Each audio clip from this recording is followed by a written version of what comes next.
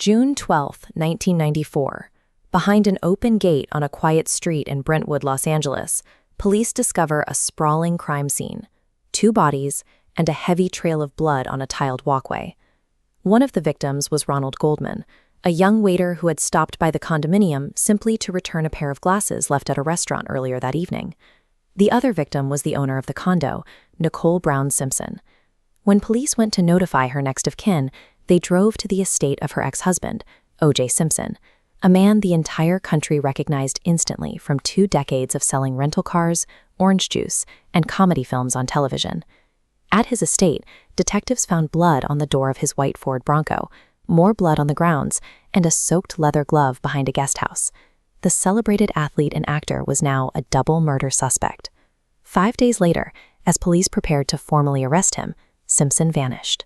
He eventually resurfaced in that white Bronco, leading a swarm of patrol cars and helicopters on a slow-speed crawl down a Los Angeles freeway, broadcast live to an estimated 95 million people.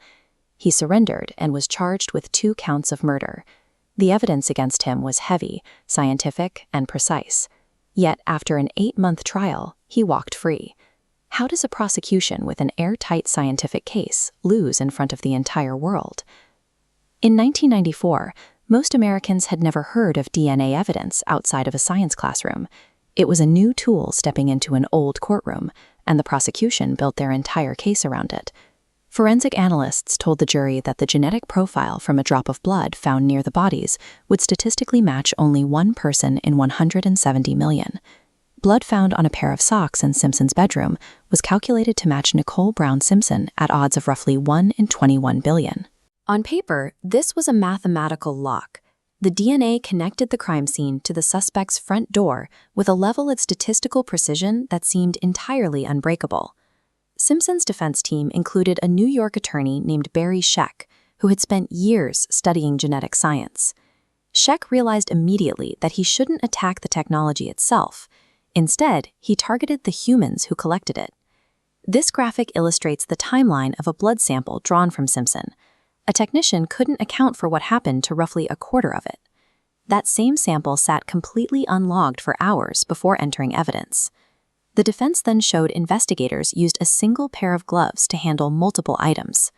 2 separate pieces of evidence were dropped into the exact same collection bag. At the crime scene itself, a blanket pulled from inside Nicole's home was laid directly over her body. This introduced outside fibers into the environment before forensic teams had finished their work. None of this proved the DNA results were factually incorrect, but it gave the jury a highly specific reason to distrust the people who produced those results in the first place. The defense then turned their attention to Detective Mark Furman. He was the officer who originally found the bloody glove behind Simpson's guest house.